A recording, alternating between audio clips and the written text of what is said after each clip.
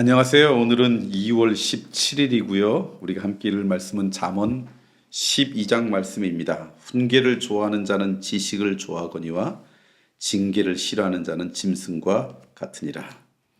선인은 여호와께 은총을 받으려니와 악을 꾀하는 자는 정죄하심을 받으리라. 사람이 악으로서 굳게 서지 못하거니와 의인의 뿌리는 움직이지 아니하느니라. 어진 여인은 그 지아비의 면류관이나 욕을 끼치는 여인은 그 지아비의 뼈가 썩음 같게 하느니라. 의인의 생각은 정직하여도 악인의 도모는 속임이니라. 악인의 말은 사람을 엿보아 피를 흘리자 하는 것이거니와 정직한 자의 입은 사람을 구원하느니라. 악인은 엎드려져서 소물 들으니와 의인의 집은 서 있으리라. 그 사람은 지혜대로 칭찬을 받으려니와 마음이 굽은 자는 멸시를 받으리라. 비천이 여김을 받을지라도 종을 부리는 자는 스스로 높은 채하고도 음식이 빚절한 자보다 나으니라. 의인은 자기의 가축의 생명을 돌보나 악인의 긍휼은 잔인이라. 자기의 토지를 경작하는 자는 먹을 것이 많거니와 방탕한 것을 따르는 자는 지혜가 없느니라.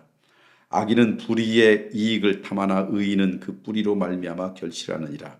악인은 입술의 허물로 말미암아 그물에 걸려도 의인은 환난에서 벗어나느니라. 사람은 입의 열매로 말미암아 복록에 족하며 그 손이 행하는 대로 자기가 받느니라. 미련한 자는 자기 행위를 바른 줄로 여기나 지혜로운 자는 권고를 듣니라. 미련한 자는 당장 분노를 나타내거니와 슬기로운 자는 수욕을 참느니라. 진리를 말하는 자는 의를 나타내어도 거짓 증인은 속이는 말을 하느니라. 칼로 찌름같이 함부로 말하는 자가 있거니와 지혜로운 자의 혀는 양약과 같으니라. 진실한 입술은 영원히 보존되거니와 거짓 혀는 잠시 동안만 있을 뿐이니라. 악을 꾀하는 자의 마음에는 속임이 있고 화평을 의논한 자에게는 희락이 있느니라. 의인에게는 어떤 재앙도 임하지 아니하려니와 악인에게는 양화가 가득하리라. 거짓 입술은 여호와께 미움을 받아도 진실하게 행하는 자는 그의 기뻐하심을 받느니라.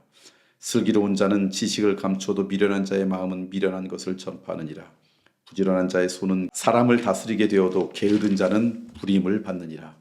근심이 사람의 마음에 있으면 그것을 번뇌하게 되나 선한 말은 그것을 즐겁게 하느니라.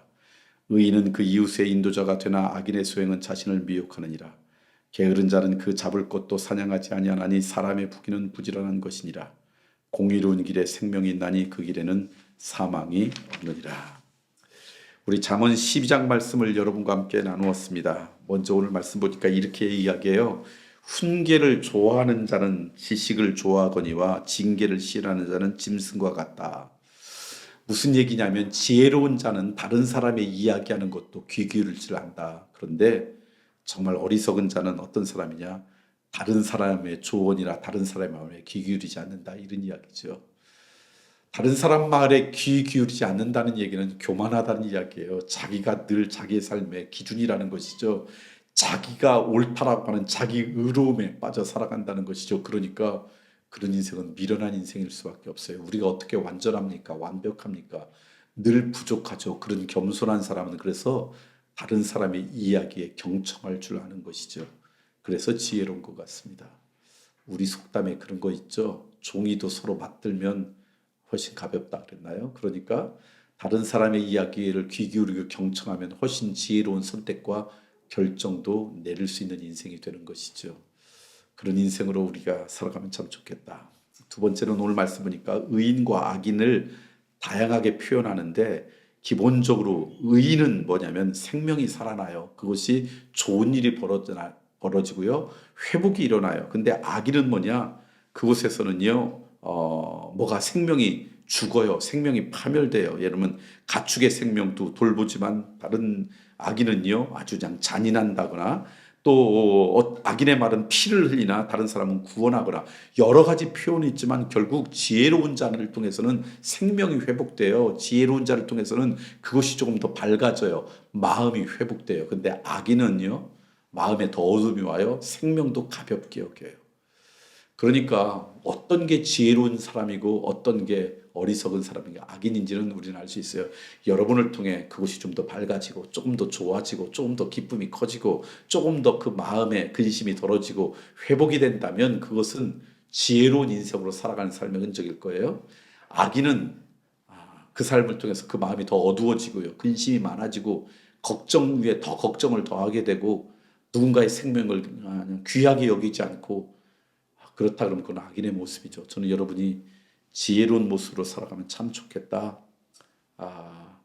오늘 말씀을 통해 깨닫게 됩니다. 그 다음에 마지막으로 미련한 자는 어떤 사람이냐? 분노를 그냥 드러내지만 슬기롭고 지혜로운 사람은요 인내할 줄 안대요. 다시 말하면 자기의 감정, 자기의 내면을 잘 다스리고 다 잘 절제하면 그게 지혜로운 사람이지만 그것이 절제되지 않고 그대로 다 표출된다면 어리석은 사람이다라고 하는 말씀이 오늘 말씀입니다. 저는 여러분이 이 땅 가운데 지나고 나서 후회하는 그런 여러분의 내면들을 그냥 표출하는 그런 안타까움이 없었으면 좋겠고요. 하나님의 은혜로 잘 다스릴 수 있는 그런 기쁨의 사람이 되길 간절히 소망합니다. 2월 17일 오늘 우리 여러분 함께 기도 나누고 싶고 또 우리 교회에 있었던 어떤 은혜의 고백, 여러분 기도의 고백을 나눈다 그러면 하나는 여러분 아시는 것처럼 이제 금년 겨울에 있는 영성회복 수양의 은혜의 센터가 다 마쳤습니다.